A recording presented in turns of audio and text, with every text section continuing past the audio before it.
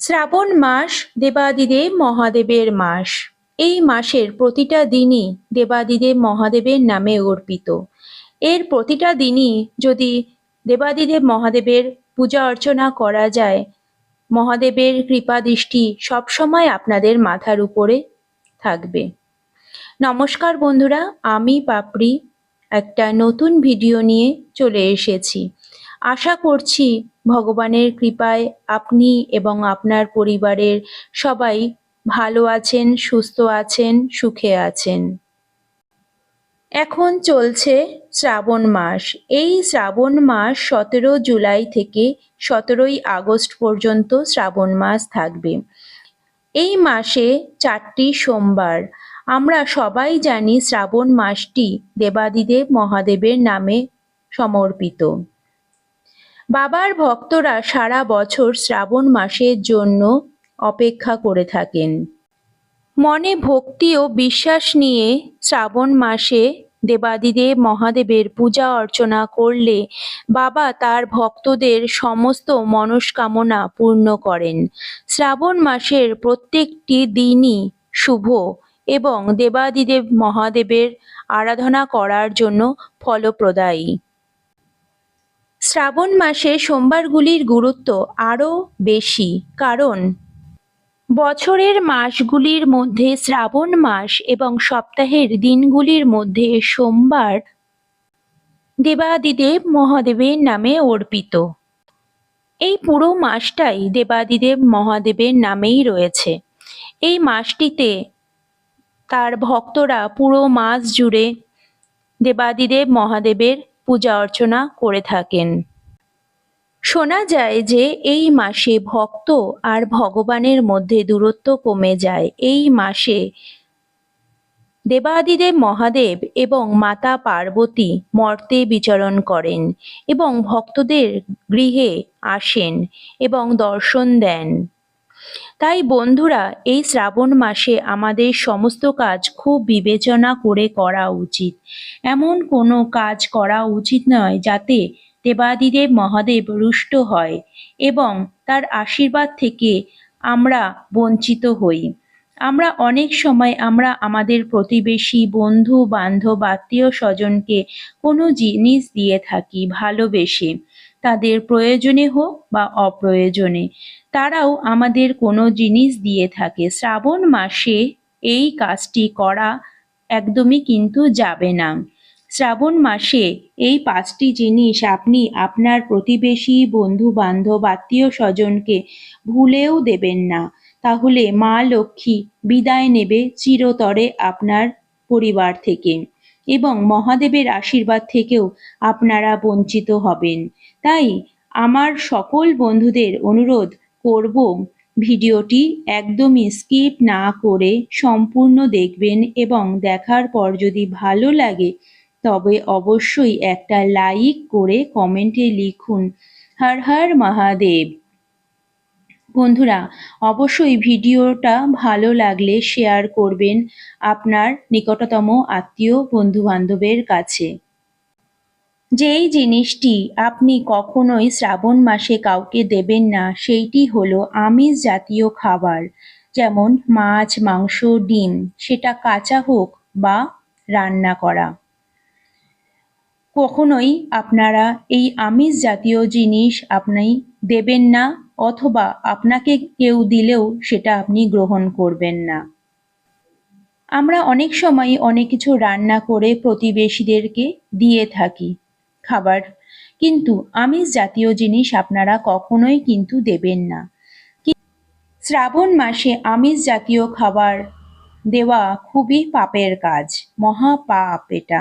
শ্রাবণ মাসে মূলত সাত্ত্বিক আহার অর্থাৎ নিরামিষ আহার গ্রহণ করা উচিত এবং ভুলেও রান্না করা উচিত নয়। তবুও বন্ধুরা, আপনি আপনার নিজের ইচ্ছায় নিরামিষ এবং আমিষ খাবার গ্রহণ করতে পারেন, কিন্তু ভুলেও কাউকে আমিষ খাবার দেবেন না, তাহলে আপনার মহা পাপ হবে। শ্রাবণ মাসে আমিষ জাতীয় খাবার গ্রহণ করাই উচিত নয়। শ্রাবণ মাসে আমিষ জাতীয় খাবার চৌকাঠ দিয়ে বের করা অথবা চৌকাঠ দিয়ে ঘরে ঢোকানো অত্যন্ত পাপ বলে মনে করা হয় দেবাদিদেব মহাদেব ভক্তদের গৃহে আসেন, হয়তো আমরা তাকে দেখতে পারছি না অথবা চিনতে পারছি না। আমরা সাধারণ মানুষ বা সাধারণ চোখে সেই অসাধারণ জিনিসকে দেখতে বা চিনতে পারছি না। মহাদেব তার প্রকৃত ভক্তদের বাড়িতে অবশ্যই আসেন, আর সেখানে ভক্তদের গৃহে এসে যদি তিনি দেখেন আমিষ জাতীয় খাবার, তবে তিনি রুষ্ট হন, তার রুদ্রমূর্তি ধারণ করতে পারেন। বন্ধুরা, মহাদেব খুবই শান্তরূপ, কিন্তু তিনি রুষ্ট হলে তবে কিন্তু ভক্তদের উপর রুদ্র রূপ ধারণ কিন্তু তিনি করতে পারেন। তার অভিশাপে আপনার জীবনে নেমে আসতে পারে চরম দুর্ভোগ, চরম অশান্তি। বন্ধুরা, চেষ্টা করবেন এই মাস জুড়ে আপনারা নিরামিষ আহার গ্রহণ করবেন, অথবা আপনারা কাউকে আমিষ জাতীয় খাবার কিন্তু দেবেন না। দ্বিতীয় কাজটি হলো, আপনি আপনার ব্যবহার করা সিঁদুর কাউকে দেবেন না। পুরাণ মতে শোনা যায় যে এই শ্রাবণ মাসে হর আর পার্বতীর মিলন ঘটেছিল। সেই কারণে বন্ধুরা, আপনি আপনার ব্যবহার করা সিঁদুর যদি কাউকে দেন, তাহলে আপনার অংশের কিছু অংশ কিন্তু আপনি দিয়ে দিচ্ছেন। ভুলেও কিন্তু আপনার ব্যবহার করা সিঁদুর আপনি কখনোই কাউকে দেবেন না। যেহেতু এই মাসটিতে হর পার্বতীর মিলন, সেই কারণে শুধুমাত্র দেবাদিদেব মহাদেবের পুজো নয়, মাতা পার্বতীরও পুজো করা দরকার। সেই কারণে আপনারা মাতা পার্বতীর মন্দিরে আপনাদের স্ত্রীর জিনিস যেমন লাল টিপ, চুড়ি, সিঁদুর, আলতা আপনারা সেখানে দিতে পারেন, কিন্তু আপনারা কখনোই আপনার ব্যবহার করা সিঁদুর কাউকে দেবেন না। তাছাড়া আপনারা স্ত্রীদের 16 সিঙ্গারের জিনিস কিন্তু আপনারা আপনাদের